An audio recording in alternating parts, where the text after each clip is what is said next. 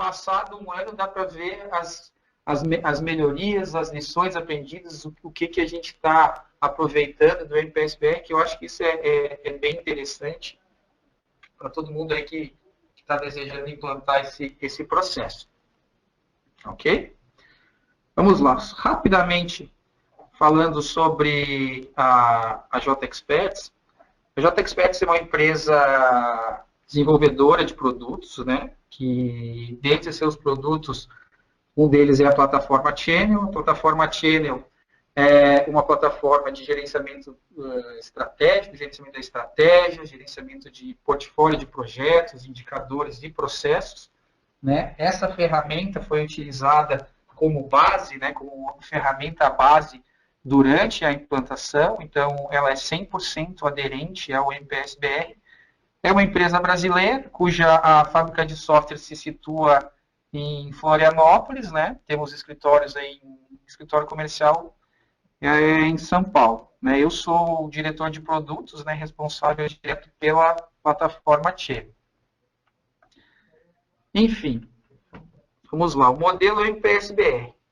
Antes de falar do modelo, eu acho interessante compartilhar com vocês o que nos levou a implantar o MPSBR, né? Qual foi o motivo inicial e depois que benefícios que a empresa teve com essa implantação. Então, inicialmente, né, meados aí de 2013, a gente estava querendo implantar o modelo. A gente já tinha implantado o MPSBR nível G, estávamos querendo implantar o nível F. Qual que era o principal motivo? É a parte de organizar os processos. Né? Inicialmente pensava, a empresa está crescendo, não consigo mais ter uma visão clara de tudo que está acontecendo, porque as pessoas estão espalhadas, e eu preciso ter um controle melhor dos processos, eu preciso melhorar a qualidade, eu quero implantar uma melhoria contínua, enfim, para otimizar os meus processos. Então, esse foi o nosso primeiro motivo, né? E eu acredito que a maior parte das empresas partem a partir daí. Vê que a empresa está crescendo, quer começar a organizar os processos para que a empresa possa andar cada vez mais sozinha, ficar cada vez mais profissional. Implantamos o modelo e depois foi interessante olhar, né, já passado esse ano, quais foram os benefícios, né, o que a gente melhorou com isso, depois de um ano de implantação de MPSBR e mais de um ano usando o modelo no dia a dia. Né? Eu acredito que o principal benefício foi o aumento da satisfação dos nossos clientes. Né? Isso a gente teve feedback através de pesquisas de satisfação. Né? Nosso processo prevê que após o fim do projeto, existe uma pesquisa de satisfação e a gente percebeu que foram vários elogios, né, feitos pelos clientes, né, principalmente no que se refere à comunicação. Né, a comunicação mais clara, né, a questão dos status reports semanais, né, as aprovações de todos os requisitos, isso deixou uma previsibilidade, um cumprimento de prazo muito mais realista. Então, isso o cliente percebeu e para nós isso talvez seja o principal benefício. E tanto que os principais clientes que fizeram projetos continuaram fazendo projetos. Né? Eu até coloco assim, uma parte interessante que antes do MPSBR a gente recebia muita ligação do cliente, como é que está meu projeto, coisa e tal. Depois, né, a gente conversa mais informalmente, porque o processo faz com que a informação fique clara entre todos os lados. Isso eu acho que é um grande benefício. Né? Outro benefício que eu vejo, o aumento da margem nos projetos. Né? Por que eu coloco o aumento da margem? A gente não vendeu mais caro os projetos. Agora a gente teve diminuição no retrabalho. Né? Principalmente nos itens que não ficavam bem entendidos, que o escopo não estava claro. Né? Você vai ver que o modelo, o MPSBR, ele tem um grupo focado em gerenciamento de requisitos, e esse que é importante. ficar claro para todas as pessoas envolvidas, né, todos os stakeholders, o que é o projeto, o que faz parte do escopo, o que não faz parte do escopo, né? E isso a gente melhorou a margem, por quê? Porque antigamente tudo que ficava subentendido a gente acabava fazendo. Ah, isso aqui será que estava? Não estava, a gente acabava fazendo. Agora o cliente já entende, tudo que é novo, não está no documento, não está na evidência, entra como um pedido de mudança, um change request, e aí a gente segue o processo. Então, isso ficou muito mais claro. Né? E as estimativas, né, as nossas estimativas ficaram muito mais precisas pós-modelo. Para vocês terem uma ideia, vou comentar depois para vocês, a gente usa uma planilha para fazer a estimativa, e essa planilha já está na versão 17. Né? Por que está na versão 17? Porque é uma melhoria contínua. Cada vez que você olha para o passado, você calibra e vai ajustando até o momento que você começa a ter uma precisão maior. E outro grande benefício que eu vejo, né, internamente é o alinhamento estratégico e visibilidade. Visibilidade dos projetos pela alta gestão. Né, toda a diretoria tem painéis que acompanham os projetos, que verificam o que está em andamento, quando acaba cada projeto. Né, isso sempre online, de uma maneira clara, sem precisar ficar perguntando para o fulano de tal. Então, os projetos selecionados através da gestão de portfólio, os projetos são escolhidos, né? Então não se tem dúvida de qual que são a melhor carteira para determinado momento, né? A previsibilidade da entrega, isso é um benefício muito importante, né? A visão de capacity, né? De quando que vai liberar os meus recursos, é outro benefício muito grande que a empresa conseguiu, né?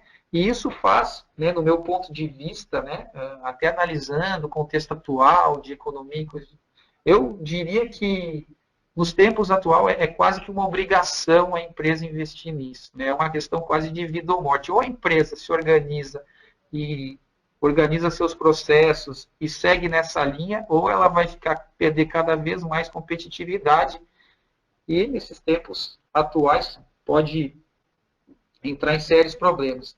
E, por fim, o último benefício que eu coloco é a parte da motivação da equipe.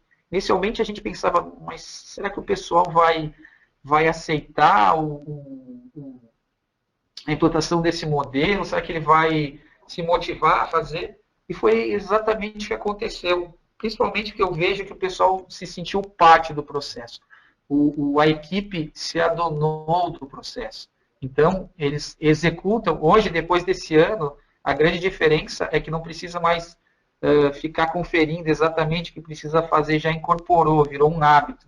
Aí, virando um hábito, incorporou no processo. O pessoal faz quase que sem perceber os staff-reports, as reuniões de melhoria. Isso já virou um ativo da empresa. Certo? Eu só queria compartilhar com vocês um pouco desses benefícios, né, no início da apresentação, porque eu acho que é importante.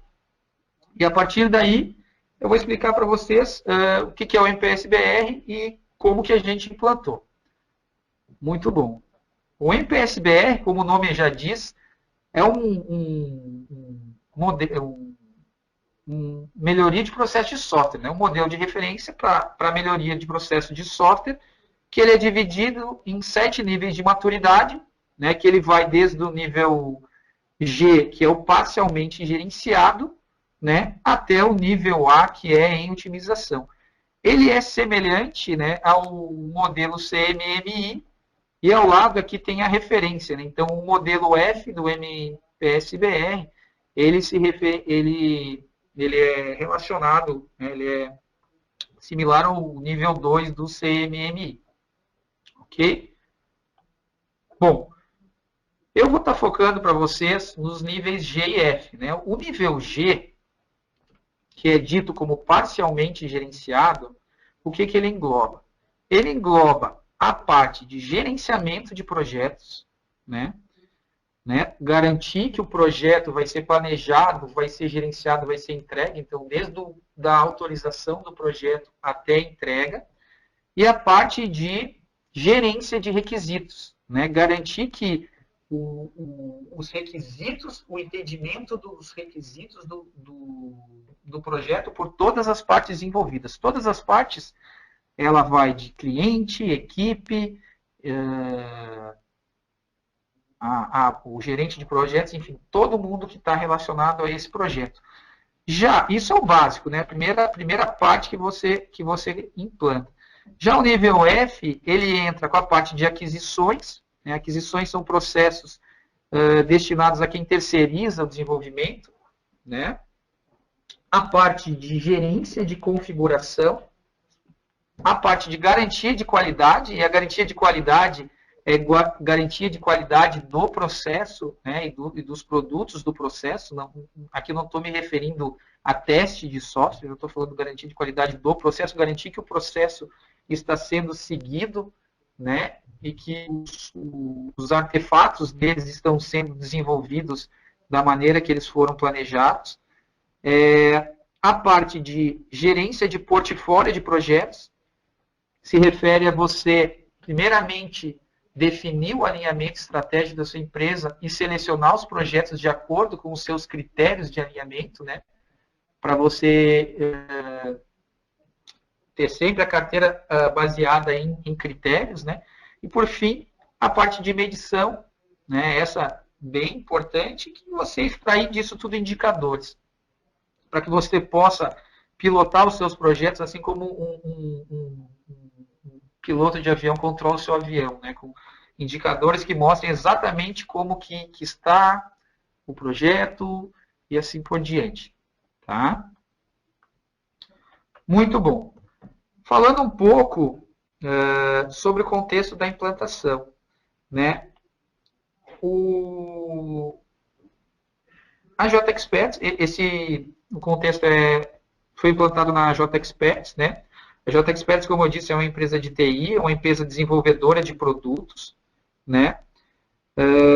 O desenvolvimento, a implantação foi realizada entre o final de 2013 e meio do ano de 2014. Envolveu aproximadamente 30 pessoas, né? E quem avaliou a empresa foi a Fundação Vanzolini.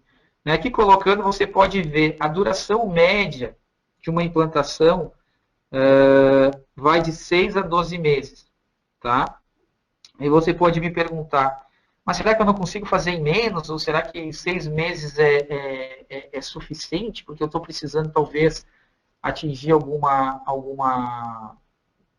participar de uma licitação e eu preciso de um certificado para pontuar, esse tipo de coisa. O que eu falo para vocês da minha experiência é o seguinte, né? Eu cito muito o Falcone. O Falcone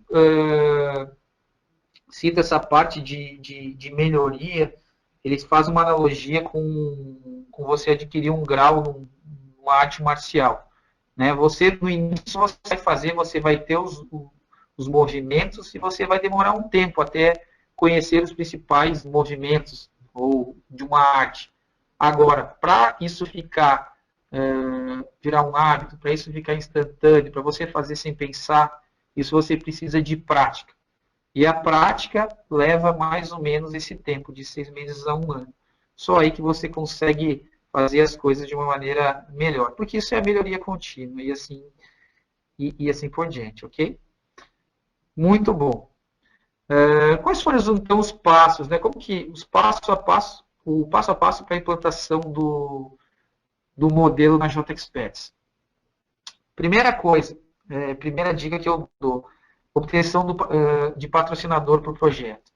É importantíssimo que exista um patrocinador forte na empresa para esse projeto. Por quê? Como eu falei para vocês, é um projeto de 1 ano, envolvendo 30 pessoas, e que as pessoas têm que fazer atividades que não é atividade fim. Ela tem lá o seu projeto, sua atividade fim para fazer, e ela tem que guardar tempo para fazer também toda a parte de modelagem de processos, de definição dos planos, dos templates, enfim, isso tem um esforço considerável.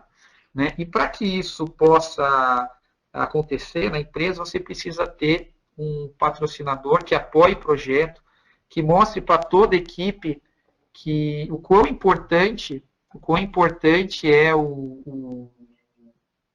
esse projeto de implantação para a empresa, que mostre, conscientize a equipe do que a empresa quer com isso, aonde ela quer chegar, né? Enfoque que tenha o total apoio da direção, né? Enfim, por quê? Porque isso a gente está falando de mudanças de processos, né? Como que foi feito na J Experts? Inicialmente foi criado um comitê de melhoria de processo. Era o comitê com a função de implantar o NPS-BR. Então foram pegos pessoas, gerentes de projeto, pessoas de analista de requisitos, foram pegos pessoas de teste, de qualidade, programadores, de diversos projetos, né, diversas áreas de produtos da empresa, criou esse comitê. A partir daí, o primeiro passo foi fazer o mapeamento dos processos atuais. Então, como que estava sendo desenvolvido o software dentro da empresa? Ok? A partir desse mapeamento, se pegou o modelo de referência do NPS-BR, isso foi feito, no nosso caso, com a ajuda de uma consultoria, né, de uma consultoria implementadora de NPS-BR, e se levantou todos os gaps. Esse aqui é o meu processo atual. Aqui é onde eu quero chegar, que é o modelo requerido, né, nos diversos pontos do NPS-BR. O que falta para eu sair do ponto A para o ponto B? E aí foi feito um plano de trabalho. Nesse plano de trabalho foi definido os novos processos, né, para cada grupo de processos, para cada área, para o gerenciamento de projetos, para o gerenciamento de requisitos, para a gestão de configuração e assim por diante. Foram documentadas todas as atividades, todos os papéis, todos os artefatos e assim por diante, que são as saídas do projeto. Isso é, digamos, a parte mais trabalhosa da implantação. Né? E isso até você vai ver, aí que começa a primeira versão que você tem, que você vai fazer a melhoria contínua. Né? Se eu for parar para pensar o primeiro modelo que saiu, o modelo atual, posso dizer que o primeiro modelo estava muito mais pesado. A gente colocou muitas coisas, ele ficou, de certa forma, burocrático, mas você só consegue fazer os ajustes quando você rodar os processos. Não adianta. É o que o Falcone fala, é a prática. É a execução diária no dia a dia que vai fazer com que você reúna esse comitê e veja o que deu certo, o que deu errado, o que precisa ser modificado, e aí você parte na direção da melhoria contínua. Né? Legal. Seguindo essa parte da mudança dos processos, foi feita a documentação das competências de cada papel, levantamento das competências, inventário. Bom, tem bastante trabalho para ser feito nessa linha. Né? E aí, a partir daí, a gente começa a definir os modelos de projeto. Né? Então, o que é interessante? Você começa a definir como é que vai ser o meu ciclo de vida, como que vai ser, no caso da J Experts, é o ciclo incremental, né? Ciclo incremental, como é que vai ser o meu ciclo de vida, quais são os meus riscos mais comuns, né? Então você faz o que? Você reúne o pessoal, você identifica no passado o que deu de errado, daí já você começa a levantar os riscos. E isso tudo você vai definindo os seus modelos, né? Para depois você instanciar esse modelo e aplicar nos seus novos projetos. Importantíssimo também, né? É a definição das políticas. A política, ela serve para mostrar para toda a empresa aonde que a empresa quer chegar. Isso pode parecer que não é de grande importância, mas eu considero de uma importância fundamental. Você vai definir qual que é a política geral relacionada à qualidade e para cada grupo de processos você vai definir a política. O que eu quero em gerenciamento de projetos? Eu vou definir que a ferramenta vai ser tal, que a regra tal vai ser seguida e assim por diante. Você vai definir a política para cada grupo de processo. E depois, tão importante quanto essa definição é a comunicação para toda a equipe. Você tem que reunir a equipe, você tem que explicar as políticas, você tem que mostrar a importância para quê? Para ter o comprometimento. Se você não tiver a empresa comprometida, vai valer de pouco todo esse esforço que você está fazendo. Né?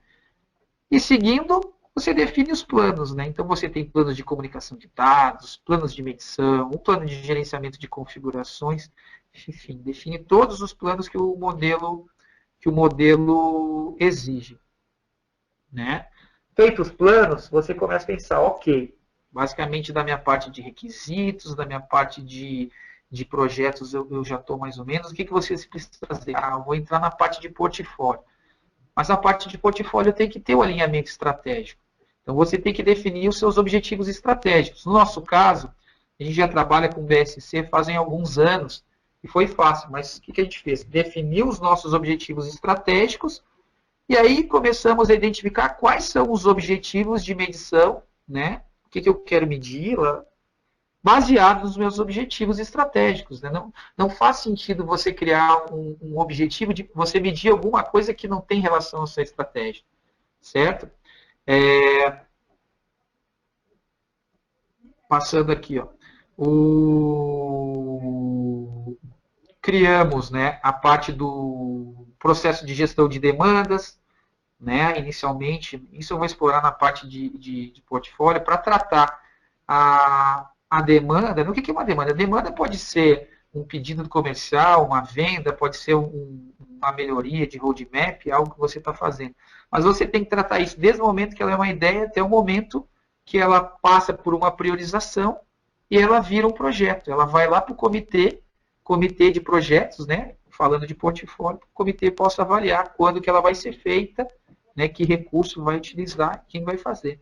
Agora, falei de critérios, né, o comitê vai definir, né, quais projetos vão ser feitos com base em critérios. E esses critérios têm que estar alinhados com os objetivos estratégicos. Ok? Então, dentro da JExperts, o que a gente utilizou? A gente criou modelos de scorecards, né? Scorecards são modelos de avaliação, onde você define critérios, você define pesos para esses critérios, e na hora de avaliar os projetos, você compara cada projeto, né, perante esses critérios. E aí você consegue ter uma pontuação do projeto. E com essa pontuação você consegue definir quais são os seus projetos mais importantes, né? Quais são os seus projetos mais importantes, certo? Bom, para a parte de definição de objetivos, você não precisa ter necessariamente um balance scorecard. Você pode ter simplesmente aonde que a empresa quer chegar, um objetivo único, ou você pode seguir a linha do Falcone, que é o gerenciamento pelas diretrizes, ou enfim, você basta ter um objetivo, porque é importante em termos de alinhamento estratégico. A partir do objetivo, você deriva os seus critérios de avaliação e a partir do seu objetivo, você deriva os seus indicadores que vão ser medidos. Ok? Legal. E a partir daí, a última parte é a escolha das ferramentas. As ferramentas de apoio. Né? Aqui na JavaScript, a gente escolheu a parte de mapeamento de processos, o EPF Composer, né? O Eclipse EPF Composer. Para a parte de gerenciamento de portfólio, de projetos, de indicadores, de processos, a gente utilizou a nossa ferramenta, né, que é o Channel. A parte de gerenciamento de requisitos, a gente utilizou o Enterprise Architect. E para a parte de gerenciamento de configuração, a gente utilizou as ferramentas o Git, né, de controle de versão, e o Jenkins, que é uma ferramenta de automação contínua. Certo? Então, esse mais ou menos foi o passo a passo, né, o que a gente fez no momento que a gente decidiu implantar o nível F, né, o que a gente foi seguindo. Então, levantar o processo atual, levantar os gaps, definir os planos, definir os modelos, escolher as ferramentas. E aí a gente passa para a última parte, que é a mais importante de todas, treinar a equipe. Né? É importante que cada membro da equipe, cada participante, seja ele um gerente de portfólio, seja ele um gerente de projetos, um programador, um analista de requisitos, um testador, uma pessoa que faz a documentação, todos eles têm que ser treinados no processo que você definiu. Todos eles têm que conhecer o processo. Né? Principalmente no processo, nas ferramentas que você vai utilizar, E principalmente o que eu coloquei aqui, ó. Tem que lembrar que modelo de maturidade não basta fazer, tem que evidenciar, né? É interessante quando, antes de ter a avaliação da parte do nível G, quando a gente está implantando o nível G, nossa empresa já era uma empresa que utilizava gerenciamento de projetos e o avaliador me perguntou, ok, mostrei o plano do projeto, o cronograma, o plano de riscos, todo o ferramental de gerenciamento de projetos, que até a ferramenta implementa. Aí ele me perguntou, agora me mostra, me evidencia que tu tem gerenciado o projeto. Falei, como assim que eu tenho gerenciado? Claro que eu estou gerenciando. Se eu não gerenciasse, o projeto não ia sair. Ele falou, não, eu quero ver a evidência. Como que tu me prova que tu está gerenciando o projeto, que tu está monitorando, que tu estás controlando o projeto? Aí que a gente começa a ver evidência. Eu vou colocar uma ata, eu vou colocar um documento aqui que está mostrando determinada coisa que eu fiz, eu vou ter um registro das issues, dos problemas do meu projeto, eu vou ter um registro das não conformidades, eu vou ter planos de ação e eu vou mostrar que eu resolvi aqueles planos de ação. Isso é o gerenciamento. E aí que eu vejo que é um dos grandes pontos, né, que a melhoria de processo de software te traz. Porque muitas vezes, se você não está seguindo o modelo, você para simplesmente de fazer o plano. Tem muitas pessoas que fazem o cronograma, agora está aqui o cronograma, e para de gerenciar. Mas gerenciar é uma tarefa do dia a dia. É uma tarefa de você medir cada ponto, cada atividade, olhar se está dentro dos parâmetros, continua, se não está dentro, criar planos de ação e documentar para que eles possam ser realizados. Isso é gerenciar. Então, isso que eu coloco interessante. E a melhor maneira de você gerenciar é você evidenciar, criar evidências do que você está gerenciando. Então, por isso que eu vejo que é bem importante essa parte do processo, porque ele nos forçou a guardar as evidências. Ok? Bom, tudo pronto. Vamos começar agora a implantar todos os planos prontos, processo pronto, começar a colocar os projetos para rodar. Qual que é a dica que eu dou? Tem que começar com os projetos mais simples, né? Você tá você passou alguns meses definindo o seu processo, definindo os seus modelos e agora você vai começar a rodar. Pegue um processo mais simples, porque o primeiro processo vai mudar e vai mudar bastante, né? Você vê, que nem eu falei, a gente já está na versão 17 da planilha de estimativas, né? O nosso processo já está na versão 4. Então, o que acontece? Você cada vez vai vendo coisas novas e vai mudando, mas você tem que começar a rodar. E para rodar, comece com projetos mais simples, né? Importantíssimo, né? Criar hábito de realizar reuniões de lições aprendidas em cada projeto regularmente, porque é daí que você vai ter a melhoria, né? Que nem eu digo, no caso da J Experts, ela é uma empresa que implantou o MPS, a melhoria de processo de software, justamente por causa do M, por causa da melhoria, porque a gente é uma empresa de produtos, não é uma fábrica de softwares que precisa de certificação. E se você quer melhorar os seus produtos, você tem que fazer reuniões de lições aprendidas, porque é aí que você vai ver o que está dando certo, o que está dando errado, e vai melhorar o seu projeto. Através do quê? Através do PDCA. Você planeja, você mede, você vê o que tem que ser mudado e você age para alinhar de novo. E aí você está rodando a melhoria contínua. Aí sim você está extraindo, né, o conceito, né, o principal do processo. Né? Criar reuniões periódicas do Comitê de Melhorias para avaliar o andamento dos processos, como eu falei, importante. Né?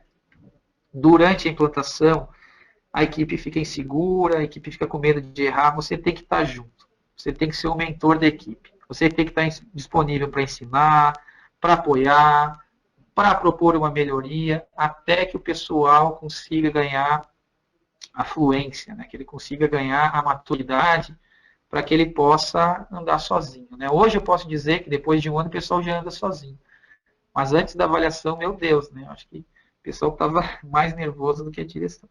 Então, é importante estar sempre junto. Como eu falei diversas vezes, maturidade e repetição. O processo leva aí em torno de 6, 12 meses. Eu colocaria 12 meses. Né? Para você ter isso na plenitude, botaria que depois dos 12 meses, que você implantou, mais um ano para você estar extraindo o máximo do benefício. Ok? Muito bem. Bom, feito isso, eu vou começar a passar para a parte de melhores práticas, né? Então, eu vou apresentar para vocês cada grupo de processo e quais foram as melhores práticas, compartilhar um pouco, fazer um pouco de lições aprendidas, né, com os amigos que estão assistindo ao web, né, para que possa compartilhar aí o que deu certo, pelo menos na nossa empresa, né. Então, o primeiro grupo de processo que eu vou explorar é o GPP, né, que tá, é o gestão de portfólio. Está errado aqui, mas é o processo de gestão de portfólio. Esse processo tem o propósito de quê? Iniciar e manter projetos de forma a atender os objetivos estratégicos da organização. Então, ele trata de você escolher os projetos certos, de você gerir os investimentos, escolher os recursos adequados para cada projeto, designar quem que vai ser o gerente de projeto. Ah, mas eu preciso designar? Pô, minha empresa só tem 2 gerentes de projeto. Não, você tem que designar, dar autoridade para ele, né, dizer que ele vai, o que ele pode fazer, qual que é a autonomia que ele tem e, principalmente, avaliar continuamente os projetos. Não adianta você fazer uma reunião no início do ano, uma reunião de portfólio, fazer uma priorização e essa reunião, esse ranking, essa prioridade é que vai seguir, porque a prioridade muda. Então, você tem que definir dentro do seu processo, de tempos em tempos, voltar para essa priorização e avaliar se os projetos mais prioritários continuam sendo prioritários. E se por acaso acontecer algum fato que fez com que aquele projeto perdesse prioridade, ele pode até ser cancelado. Você fala, pô, mas eu uma vez não vou cancelar? Sim, ele pode ser cancelado porque tem projetos mais importantes. Ok? Então, o GPP, né, o gerenciamento de portfólio, ele tem 8 resultados esperados e 14 atributos de processo. O que ele foca principalmente? Primeiro, gestão do ciclo de vida da demanda. Né? O que acontece desde o momento que aquela ideia chegou, né, que ela vai passar por um comitê de avaliação, uma seleção e priorização, até o momento que ela foi executada, que ela finalizou o projeto, que terminou o ciclo de vida. Tá? Isso o gerenciamento de portfólio trata. Como eu falei, a seleção e priorização dos projetos, a parte de escolha dos recursos, né? Tanto dos recursos humanos, né? Pessoas, quem vão ser os programadores, os analistas que vão estar trabalhando, a parte de orçamento, a parte de outros recursos, né? Que porventura a sua equipe precise utilizar, seja um equipamento especial, enfim. A atribuição de responsabilidades, né, como eu falei, deixar claro a responsabilidade de cada membro da equipe do projeto. E principalmente, ó, isso aqui é importante, monitoramento de problemas, resolução de conflitos. O papel do gestor de portfólio é ficar avaliando toda a carteira de projetos que está sendo executada e verificando aonde está dando problema, se deu um conflito, como vai resolver, né? E aí passando para cada gerente fazer essa resolução.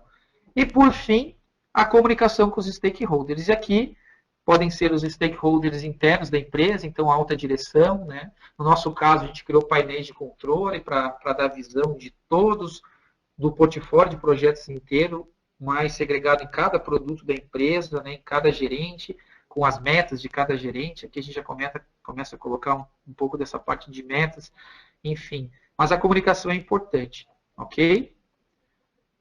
Bom, como práticas, né, boas práticas de GPP. Primeira coisa que você tem que fazer, você tem que criar uma operação de gestão de demandas. Né? Essa operação, ela vai tratar todos os passos que uma demanda vai passar, desde o momento que ela foi sugerida até o momento que ela foi finalizada. Então, aqui é um exemplo, né, do nosso processo. Então, a demanda ela passa, ela começa em cadastro, ela passa por uma análise de requisitos, ela passa por uma análise de estimativa de esforço, de tamanho, de custo, né? Ela passa por uma análise de viabilidade para verificar se é viável fazer essa demanda ou não. E aí é enviada uma proposta para o cliente ele é aprovado. Quando é aprovado, né, é criado um projeto no Channel e aí ele roda um processo de garantia da qualidade para verificar o quê? Para verificar se durante todas as fases anteriores não foi esquecido de fazer nada, se tudo está conforme. Né? Aqui eu estou falando de identificar as não conformidades, tanto não conformidades de projeto, quanto não conformidades de produtos do meu projeto. Então, o meu processo e de produtos do meu processo. Se os documentos que eu tinha que gerar foram gerados e se eles foram gerados da maneira correta. E aí o projeto entra em execução. Quando ele está em execução, eu estou dentro de gerenciamento de projetos. E em determinado momento ele é finalizado. Então, essa operação é a base, né, do processo que a gente criou. Muito bom. Aqui eu estou mostrando para vocês um exemplo de um scorecard, né, do modelo de avaliação de projetos, né, onde você define critérios. Aqui eu defini alguns critérios estratégicos, o alinhamento com a estratégia, financeiros, TIR, VPL, operacionais, complexidade, risco, esforço. Aí você vai criar de acordo com o seu contexto. Para quê? Para que esses critérios sirvam para fazer a priorização dos seus projetos. Isso é uma parte importante, porque a partir do momento que você definiu, você não pode ficar, agora apareceu um projeto que é mais importante, eu vou botar ele na frente dos outros. Você não pode. Você tem que seguir o que foi definido nos seus critérios. Porque se você for obrigado a fazer isso, está mostrando que os seus critérios não estão corretos. Você deveria ter criado um critério que contemplasse esse atravessamento que o outro projeto fez para ser feito na frente dos outros. Ou não só para ele ser feito na frente dos outros, mas, por exemplo, para que um recurso que você precisa alocar, ele vai ser deslocado para um projeto que o outro. Isso tudo tem que ser baseado em critérios. Né? E aí você começa a organizar a casa. Isso é importante principalmente para a relação fábrica-comercial. Eu diria que isso aqui é fundamental para esse tipo de relacionamento.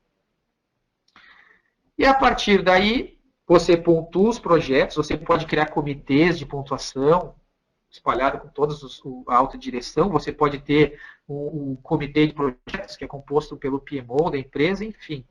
Mas, no final das contas, você vai ter os seus projetos pontuados e eles ranqueados. Aqui eu estou mostrando uma forma de mostrar esses projetos, que é um gráfico de bolhas.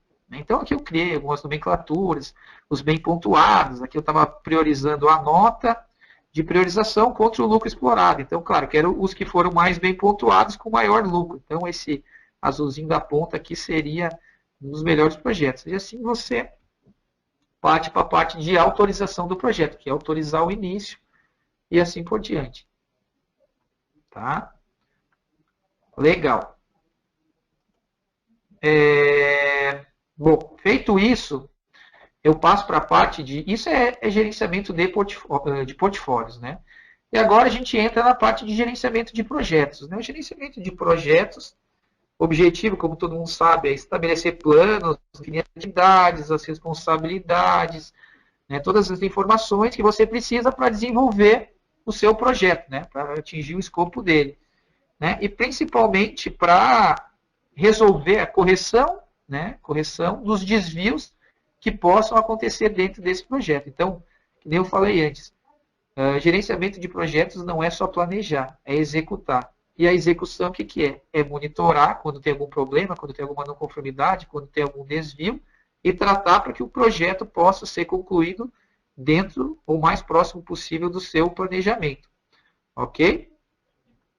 Bom, esse GPR, né, o gerenciamento de projetos, ele tem 19 resultados esperados e os mesmos 14 atributos do processo. Os principais pontos que você tem que ver dentro do GPR, né, lembrando que o GPR faz parte do nível G, portfólio faz parte do nível F, mas projetos faz parte do nível G. Então, o que você tem que fazer? Você tem que definir o escopo do projeto, fazer as estimativas e a orçamentação, né? Levantamento do esforço e custo do projeto, criar o cronograma, né? Fazer a identificação dos principais riscos do projeto e gerenciar esses riscos, obviamente. Planejar os recursos humanos, os recursos de infraestrutura, os recursos adicionais que você vai ter. Planejar como é que vai ser a comunicação que você vai ter com cada stakeholder, seja ele a equipe. Então, eu vou fazer uma reunião de kickoff no início do projeto, envolvendo equipe e cliente. Eu vou fazer uma reunião de acompanhamento diária, uma stand-up meeting com a minha equipe. Eu vou fazer uma reunião de status report com o meu cliente semanal, enfim, você define, né? Você vai consolidar todos os seus planos e você vai fazer o monitoramento do projeto. Identificar e corrigir os problemas. Esse é o trabalho do gerente, né? Esse é o brinco. O trabalho do gerente é identificar e corrigir problemas. Planejar é só o início, né? Mas o trabalho maior, identificar, corrigir problemas e comunicação. Principalmente comunicação. Enfim.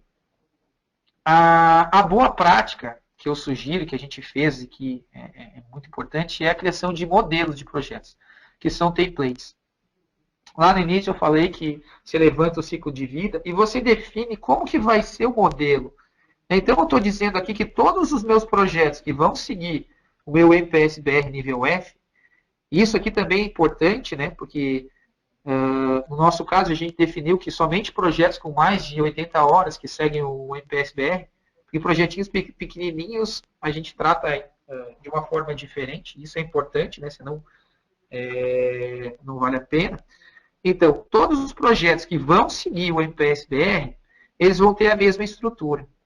A gente definiu que vai ter uma fase de planejamento, né, que vai ser planejado o projeto. A gente definiu que vai ter uma fase de desenvolvimento, que ela é feita em ciclos. Cada ciclo tem uma preparação, onde é feita a especificação e a revisão dos requisitos. Tem uma parte de execução, onde esses requisitos são apresentados para equipes, é gerado baselines, auditoria de configuração e assim por diante, enfim.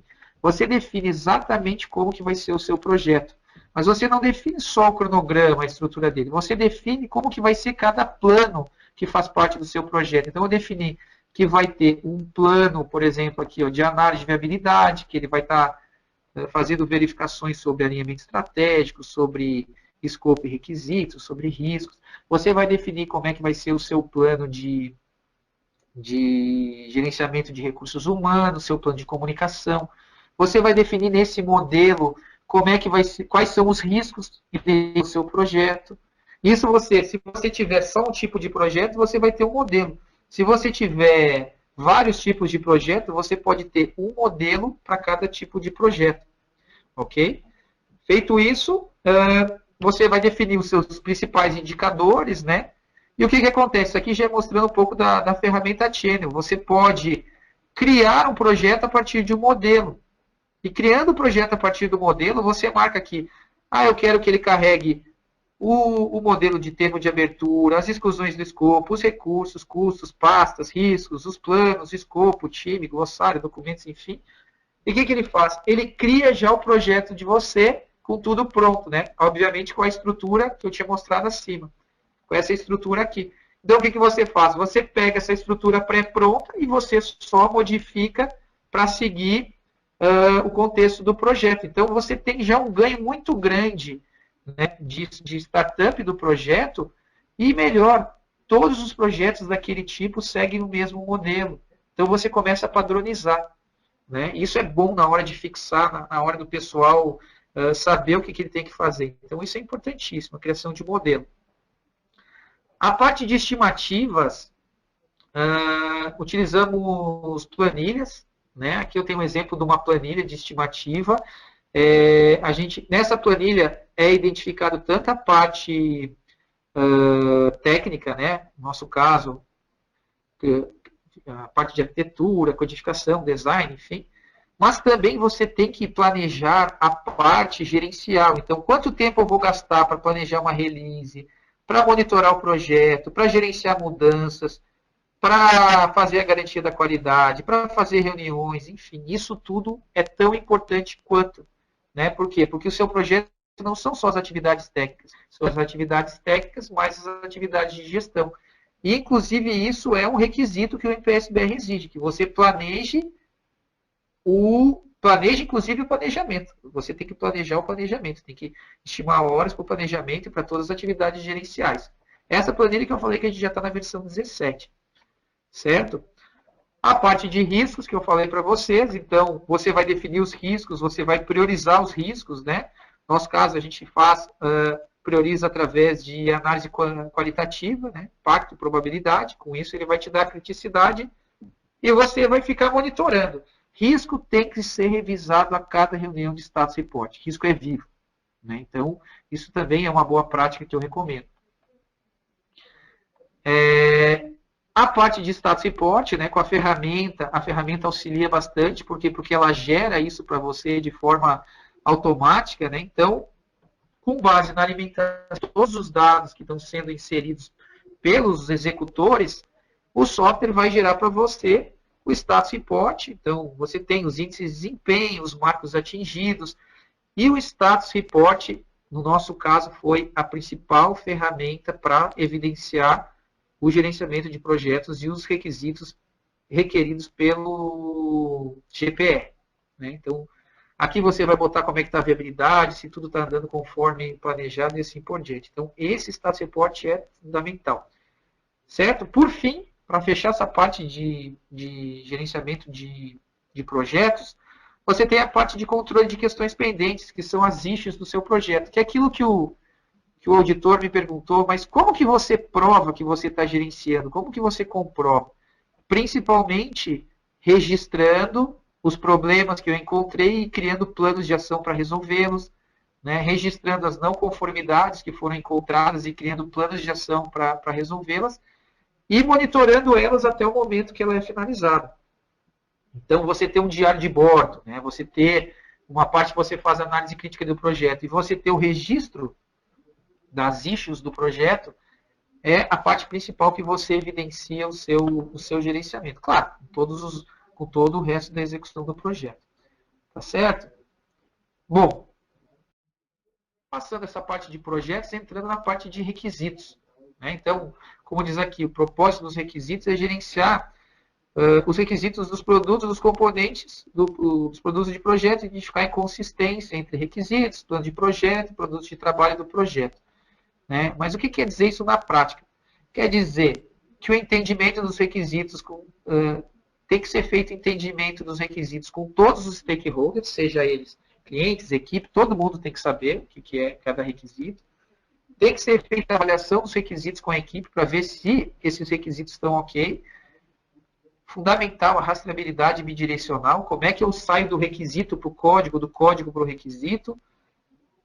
E é necessário que eu faça revisões para identificar e corrigir inconsistências. Se em algum momento eu achar alguma inconsistência, antes do fim do projeto, obviamente, eu tenho que fazer essa revisão e identificar, faz parte da minha gestão.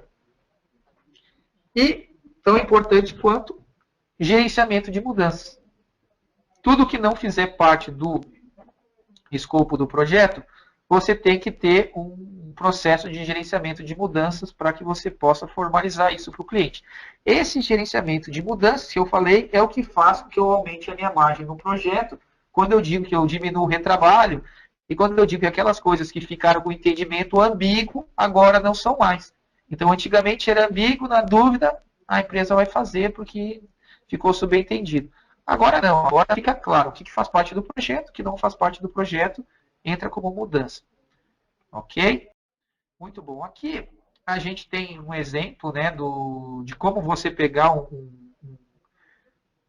entendimento, um aceite do entendimento de requisito. Então, encaminhar o documento de requisito para o fornecedor, fazer a validação e tem que ter a validação formalizada. No nosso caso, a gente fazia por e-mail. Então, claro, nossa equipe fez a análise do projeto, está validado, autoriza o desenvolvimento.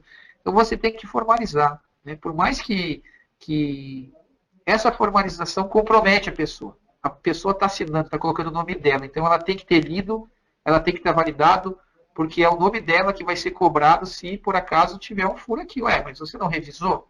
Fornecedor de requisitos. Por que isso você não pegou? Então, é importantíssimo. Mesma coisa com o cliente. Você manda para o cliente e o cliente tem que te devolver formalmente para você guardar evidência a aprovação. Isso é bem tranquilo. O cliente se compromete a fazer, ele quer que o projeto dele saia da melhor maneira possível. Né? Muito bom. todas as evidências, elas podem ser armazenadas no repositório de evidências, né? O Channel, ele tem um repositório que você armazena tudo relacionado ao projeto. Então, os documentos comerciais, documentos de apoio, a especificação, as evidências, os relatórios de status, tudo fica centralizado num ponto único, acessível a todos os participantes do projeto. E isso é sensacional, é importantíssimo, porque a hora que você precisar da informação, você tem a informação no clique do seu dedo, né? Rapidamente você consegue. Muito bom. Aqui também, importantíssimo, as atas de reunião de apresentação de requisitos. O software possui a funcionalidade de reunião que você cria e define, importante, você define as suas atas. Então, tudo que você fizer de avaliação de requisitos, de apresentação de requisitos, você tem que criar uma ata e colocar quem participou, que data foi, qual foi a pauta, qual foi a deliberação, o que foi definido em relação àquela reunião. Ok? Aqui a gente até tem algumas sugestões, né? Vou passar rápido, de alguns textos, você pode colocar, mas que tem que ter que foi feito o entendimento e validação dos requisitos, que o pessoal se comprometeu, isso tem que estar registrado. Né? Isso até é obrigatório, o PSBR exige que tenha isso, ok? Muito bom. E, por fim, o temido, né, a rastreabilidade bidirecional, faltou um L aqui. A rastreabilidade bidirecional é como você faz para chegar do requisito ao código-fonte, do código-fonte ao requisito. Né? Aqui a forma que a JExperts fez, no código-fonte, né, esse aqui é um exemplo, aqui no ladinho, um exemplo do código-fonte, foi colocado um annotation, né, que é um comentário que coloca qual que é o projeto, qual que é o requisito. Então, está dizendo que esse fontes pagadoras aqui, ó, ele foi feito no projeto CHN, código, né, CHN 011-2014, no requisito 3. Então, facilmente eu vejo, opa, daqui esse código referencia o requisito tal. E no requisito, né, a gente marca também, né, através do controle de versão, sempre que é feito alguma coisa, ele marca. Então, o requisito 12, ele tem o código-fonte que foi alterado nesse requisito 12, que é o nosso controle de versão. Né? E a associação dos projetos e requisitos. Isso é fundamental. Eu estava pensando, mas e essa rastreabilidade, quando é que eu uso? Para fazer análise de impacto. Né? Análise de impacto você vai vir direto na rastreabilidade. Esses dias eu tinha um pedaço de código, o pessoal queria reaproveitar de um projeto no outro, ele simplesmente fez uma busca pelo requisito e achou exatamente o código que ele tinha que levar para o outro projeto. Então isso é muito legal, é muito bacana, né? E vale a pena, né? Muito bom. Também aqui o gerenciamento de mudanças, né? O gerenciamento de mudanças, o que você tem que fazer? O que a gente fez? Dentro primeiro, a mudança ela tem que ser planejada. Então, dentro do seu escopo do projeto, você tem que ter o item, né, de gerenciamento de mudanças planejado. Então, você tem que ter lá no seu cronograma atividade de gerenciamento de mudanças. E a partir daí, você cria um processo e você instancia esse processo. No caso aqui, eu estou criando uma mudança, código, o nome, o dado, solicitante, descrição, justificativa. E a partir daí, ela entra no processo. Né? Aqui no nosso processo, tinha o detalhamento, análise de impacto, aprovação, atualização do projeto, registro da linha de base, da tag do projeto. Então, tudo isso ele entra no processo e é seguido. E é isso depois que a auditoria da garantia da qualidade vai verificar se seguiu o processo da maneira que devia ter sido. E se não seguiu, ele vai abrir uma não conformidade. Ok? Legal. Vamos lá. Passada essa parte de gerenciamento de requisitos, comentar um pouquinho sobre a parte de gestão de configuração. Né, a gestão da configuração, estabelecer a integridade de todos os produtos de trabalho de um processo ou um projeto, disponibilizados a todos os envolvidos. Né? Na prática, ela está tratando desses 7 resultados esperados, que basicamente é criar um plano de gerenciamento de configuração, né? Identificar todos os itens de configuração, como os critérios que vão levar esses itens de configuração. Então, o que é um item de configuração? O que eu vou estar controlando?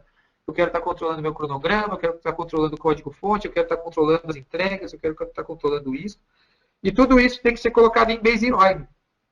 O que é uma baseline? A baseline é uma foto de como estava todo o projeto, né? mas o projeto não é só o cronograma, é o cronograma, o código-fonte, tudo que você definiu aqui em cima, nos itens de configuração, naquele momento. E depois fazer o gerenciamento das mudanças, né? O que acontece quando eu quiser mudar, por exemplo, uma versão de uma biblioteca, quando eu quero mudar um plano. Ah, o meu plano, o meu documento de requisitos teve um pedido de mudança. Então, ele vai ter que passar pelo gerenciamento de mudanças e pelo gerenciamento de configuração. E, por fim, fazer auditorias para que eu comprove que a gerência de configuração foi executada da maneira adequada.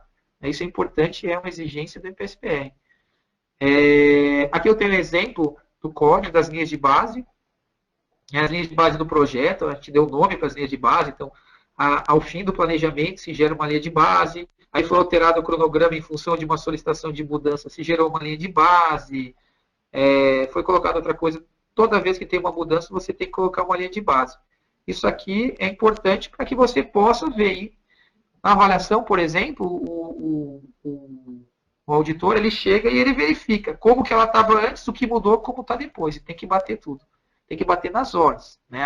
Se eu tinha uma atividade que demorava 4 horas, teve um pedido de mudança e ela teve mais 10 horas, depois o cronograma depois tem que estar com as 14 horas. Né? Isso é bem importante.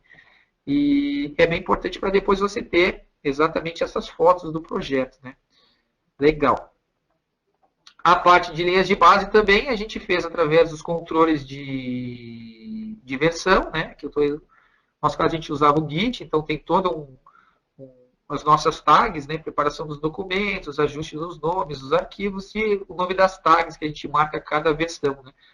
Tag de controle da baseline de requisitos, da baseline de projetos e assim por diante. E para fazer isso a gente usou uma tabela que a gente tinha. Tudo que está aqui são os meus itens de configuração. Então, minha proposta técnica, meu documento de requisitos, meu documento de aceite, meus manuais, código-fonte. Aqui eu tenho o local onde eu armazeno ele e eu tenho qual documento que ele se referencia. E qual baseline que ele foi congelado. Então, com essa tabelinha auxiliar, eu consigo fazer a minha gestão de configuração. Ok? Isso é super importante. Muito bom. E sempre que houver um pedido de mudança, né, esse pedido de mudança de gestão de configuração tem que estar no seu cronograma, né, porque ele precisa ser planejado, exigência do MPSBR, né, você precisa planejar horas para fazer isso. E se você planejar horas, você não vai estar colocando as horas no projeto, você vai estar fazendo de graça, digamos assim. E você vai abrir um processo semelhante ao processo de mudança de requisito. Aqui você vai abrir um processo de mudança de item de configuração. Então, é bem semelhante. E na auditoria, você vai ficar vendo o quê? Você vai vendo se tudo que foi feito, que estava planejado, se foi feito ou não. E se não tiver feito, você vai abrir uma não conformidade. Então, eu estou fazendo auditoria de configuração da criação da baseline do ciclo 1.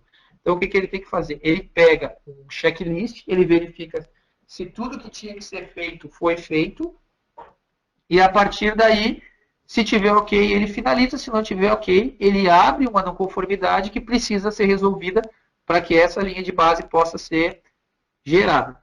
Ok? Muito bom. Garantia da qualidade. Como eu falei para vocês no início, a garantia da qualidade, ela assegura, né, os produtos de trabalho e execução dos processos sejam em conformidade com os planos. Ela não está falando de testes, né? Aqui não estou falando de teste de software, estou falando da garantia da qualidade do processo e garantia da qualidade dos produtos gerados no processo, dos artefatos. Né? Ela tem 4 resultados esperados. E o que é o foco? Né? Auditar os produtos de trabalho, os processos relacionados, né? Projetos e a processos organizacionais. Né? Isso é importante.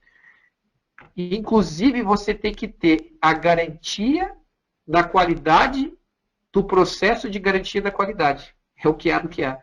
Você tem que ver se o processo de qualidade foi feito da maneira correta. E não pode ser a mesma pessoa que faz essa auditoria. Então, quando você você audita, né? Você vai registrar as não conformidades e a partir daí você vai acompanhar as ações corretivas até o momento que ela finalize essa não conformidade. Então, o gestor da qualidade, né, a pessoa que está cuidando, né, do gerente da qualidade, ele precisa comprovar que tanto os itens foram auditados, que as não conformidades foram registradas, mas principalmente que as não conformidades foram finalizadas, para que possa o processo ter andamento. Né? Em tempo de início de implantação, isso é fundamental. Quanto mais no início, mais fundamental, porque as pessoas ainda não estão maduras no processo. Depois acaba se tornando uma coisa mais hábito, mas no início é bom que dê muita atenção, porque é aí que estão os erros. E aí você vai ajustando para que todo mundo siga da maneira correta. Certo? Aqui eu tenho um exemplo, né? Como eu falei para você, todos esses processos precisam ser planejados, eles precisam estar no seu cronograma. Então aqui eu tenho a checkpoint, GQA no fim do planejamento. No fim do planejamento é aberto instanciado um processo, né, que ele vai passar por uma auditoria que pode ter não conformidades até o momento que ele é finalizado. Ok? E aqui eu tenho um exemplo do nosso checklist de garantia da qualidade, que ele é feito tanto por projeto quanto por portfólio. Ah, mas e o portfólio? Não foi feita aquela reunião de repriorização que estava marcada por dia tal. Não conformidade, tem que fazer. E só vai fechar quando ela for feita. Ah, mas não foi visto que o QA está fazendo atividade de QA. Não conformidade. Não conformidade no processo corporativo. Né? E aqui, o checklist é simples. Você tem cada item, né? Então você vai levantar de acordo com o seu processo. Então, simplesmente conforme ou não conforme. Os requisitos funcionais foram especificados após a reunião de kickoff de cada ciclo, foi conforme. Foi feita a matriz de rastreabilidade detalhada do documento? Não conformidade. Observação, precisa fazer anexar. Foi feito apontamento de horas do analista de requisito no channel? Não conformidade, e assim por diante. Isso você vai fazer para cada item de verificação, e aí isso que vai gerar as não conformidades. Né? É um processo relativamente simples. O registro das não conformidades, então, no momento que você identifica uma não conformidade, no caso do channel, a gente registra nas issues, né, que são as questões pendentes, e aí cada issue precisa ter um plano de ação, que está aqui embaixo, que são as ações que determinada pessoa vai fazer, com data limite, para que eu faça o acompanhamento e possa verificar se elas foram feitas até que a não conformidade foi finalizada. Né? Importantíssimo.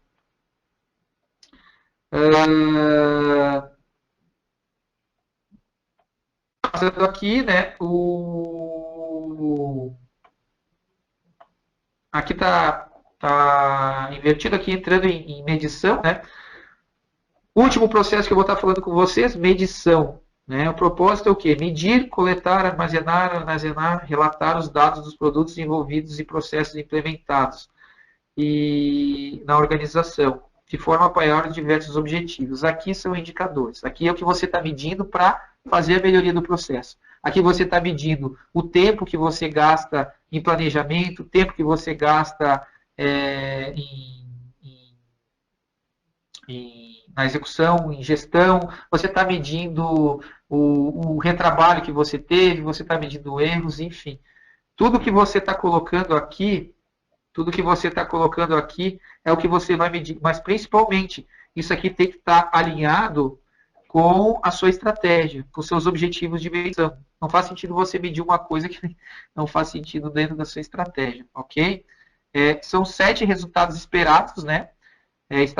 Estabelecer objetivos de medição com base nos objetivos de negócio da empresa, né, os objetivos estratégicos, identificar e documentar as medidas, coletar as medidas e analisá-las e comunicá-las. Agora, principalmente essa parte aqui, ó, executar ações decorrentes do resultado da análise. Esse aqui é fundamental. Porque aqui em cima eu só estou documentando, só estou dando visão, gestão à vista. Né? Identificar, primeiro é plano, né? Definir, coletei, mostrei e gestão à vista. Agora, isso aqui é gestão. Isso aqui melhora o seu processo. É colocar o seguinte: quando o meu projeto tiver um desvio maior do que 10%, eu preciso criar um plano de ação para que esse atraso seja recuperado. Quando o nível eu tiver um retrabalho maior que tantas horas, eu preciso fazer uma ação para que isso não aconteça mais. Então, essa aqui que eu digo é a parte mais importante de todas. É as ações que você faz para que isso possa melhorar o seu processo, né? Senão você só está documentando e mostrando a informação. E quando que você deve fazer isso, né? Dependendo da periodicidade da medição. No nosso caso, a gente tem itens que são feitos a cada reunião de status report, que é semanal. Tem outros itens que são feitos a cada fim de ciclo. Tem outros itens que são feitos a cada fim de projeto. E todos esses dados, essas informações, elas devem ser levadas para as reuniões de melhoria de processo do comitê, para que a gente entenda o que a gente fez de forma correta, o que a gente fez de forma errada e possa fazer a tão esperada, né, melhoria do processo. Ok?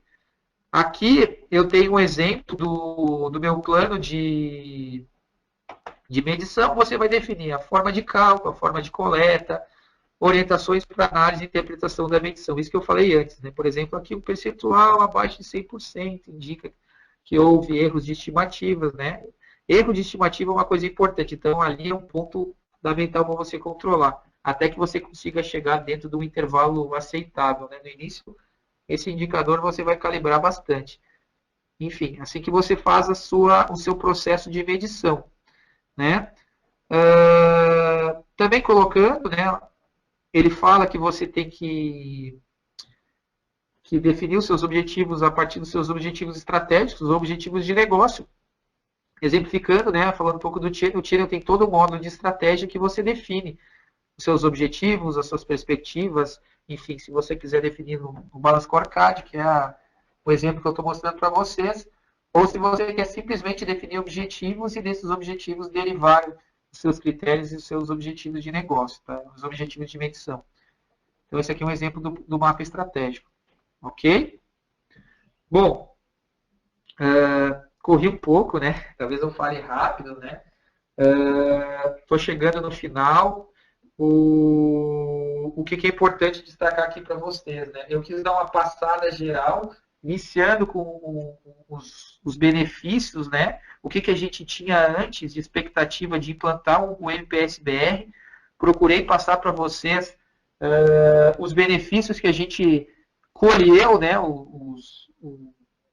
Colheu com a implantação, até para quem está pensando se vai implantar ou não, né? O que a gente colheu com a implantação, o aumento da satisfação dos clientes, melhoramos as margens dos projetos, porque ficamos mais eficazes, né? Otimizamos os nossos processos, ficamos mais, aumentamos a produtividade, o nosso alinhamento e a estratégico e a visibilidade dos projetos perante toda a direção ficou melhor, principalmente na relação entre a empresa como um todo, né? O comercial, com a estratégia, com a parte de desenvolvimento, né? A equipe ficou motivada, porque se sentiu parte, porque sabe o que tem que fazer, porque sabe exatamente a sua função, né? Então, esses foram os objetivos, né? Apresentei para vocês também um pouco sobre o modelo do MPS-BR, que ele é composto em 7 níveis de maturidade, né? Que o contexto que foi implantado aqui foi o nível F, que ele contempla aquela parte de projetos, requisitos, portfólio, medição, configuração e assim por diante. Né? Apresentei para vocês também, inicialmente, lá o passo a passo, quais foram os passos que a gente seguiu, né?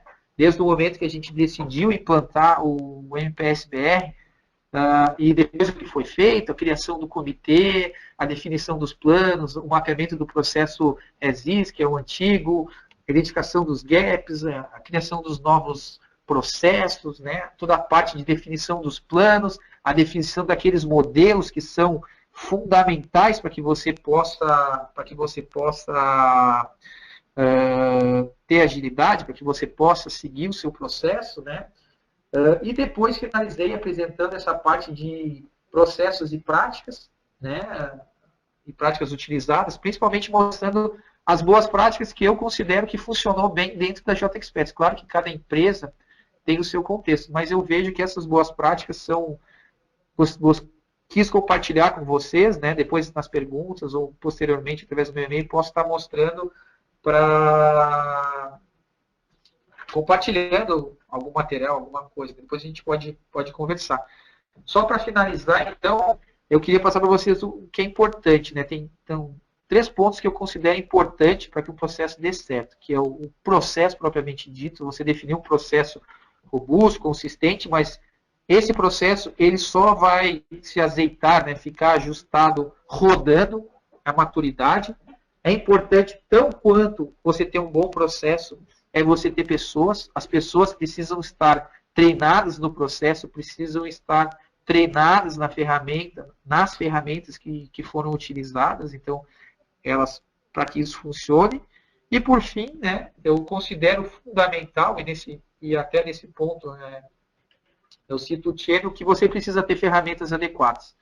Se você não tiver as ferramentas adequadas para você implantar um processo de maturidade, você vai ficar muito onerado. O seu trabalho vai ficar muito grande para conciliar com o dia a dia. Né? Então, no caso, uma ferramenta que faça o alinhamento, que você tenha um alinhamento estratégico, que você consiga fazer a rastreabilidade bidirecional, que você consiga focar não em receber informações, questionar as pessoas, mas ter as informações consolidadas para tratar os problemas, para recolher as medições, para publicar essas medições para o seu público-alvo, para criar os painéis de gestão à vista para a sua empresa ficar transparente nessa época de governança. Então, isso que eu acho fundamental. Esse é um ponto que, independente de ferramenta, o Channel ou outra ferramenta de mercado, vai auxiliar e vai auxiliar muito. Né? Se você não tiver umas ferramentas adequadas, daí o processo vai te dar muito mais dor de cabeça.